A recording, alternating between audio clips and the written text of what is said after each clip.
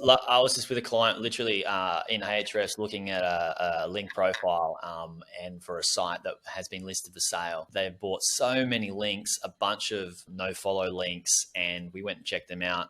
Not the sexiest looking domains. For example, it was domain.list / something completely irrelevant to the site. Right. Go check out the link and there would just be 150 links on a boring one a page. And Right. there was a lot of them. And, they basically had bought a lot of traffic, but in essence, once that is found out after somebody who's purchased the site, traffic is coming from those links, but Google's like, hang on, like this is not the most relevant traffic. And it's basically coming from a link farm. Right. The dangers of that. Like some things that are a bad backlink profile looks like, but I'd like to get your take on like, what does a good backlink profile look compared to like a Right. not so good backlink profile? Yeah, that takes a very trained eye Yes, because, and I it think does. the whole due diligence process is sort of invaluable because like you really do need to pay somebody who knows what bad looks like and what good looks like, or else you are just sort of buying a bunch of risk, that it might turn out to be fine and like everything's fine, but like you're definitely not going to sleep soundly when That's the Google only announces an reason. update. That's the only reason we have a business, teaching people to do DD and have us review them. Like, Right. Exactly. I because mean, the risk is so high. Yeah. exactly. And the risk is very high. I mean, as with most purchases of businesses, right? There's always risk, but I think in Correct. this particular business model, that is where a lot of it is concentrated. Mm. When it comes to like, hey, what's a good one look like? Assuming that like I think obviously not having link farms in your backlink profile, having links from legitimate websites that have really great editorial standards themselves, have really great traffic profiles themselves, obviously are very scrupulous with who they link to and don't link to. Right? You want to be placed. You want your links on websites to be to be meticulously placed. Right? That's a great signal that and obviously on niche relevant sites, right? Like, so I had a pest control site. If you were to look at my backlink profile, it's full with links from pest control websites, right? Which is a great signal. You're like, oh yeah, it makes sense. Like, Yeah. if you like look at the backlink profile and it like looks like a pest control site, and then you look at the actual site and it looks like it is a pest control site, and you're like, okay, those jive. But Yeah. you might find in bad backlink profiles, link profiles full of mommy bloggers, sites that are these generalist sites.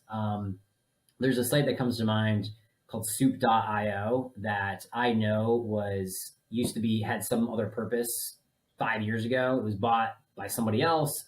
It now exists solely for the purpose of selling links, but it's like a DR80. It's got some traffic. It looks good on the outside, but like it's total trash if you were to like look under the hood.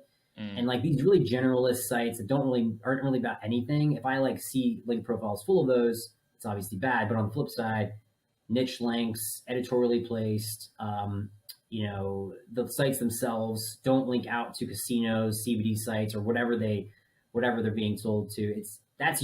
Those are all good like signals that okay, positive, and like when it all accumulates, you're like, okay, great backlink profile, great site that you got a link on, and that's usually how I kind of look at it. Would you ever buy a site that has not a decent percentage of the backlinks aren't very quality or valuable, and then remove them, disavow them, and go from there? Or would you just move on and find something else? I mean, as the old saying goes, if the price is right and like the price is adjusted for the risk you're buying, I think it can be done. I would say that if you're buying a site with a backlink profile that has a lot of bad in it, and you get a price that's like reflects that, and then you do all those things you just mentioned, disavow, build better links that sort of like buries the shit, like that's probably in the backlink profile. I think then it's probably possible. But again, like it all comes down, like it's a really great example. I mean, like really great analogy or metaphor is like, back in like the housing bubble, there's mortgages that are like really trash, like from people that are not really like well qualified buyers. And then there's mortgages that are like really great and like from, credit score 800. If you're a portfolio site owner, which I'm assuming people listening to this podcast might be, they might own multiple sites. You might have sites in your portfolio that are higher risk. You got it for a better deal. There's some work to be done on the backlink profile. So you're going to, take that on, that risk. but you also have some sites in your profile that are like, squeaky clean to some degree.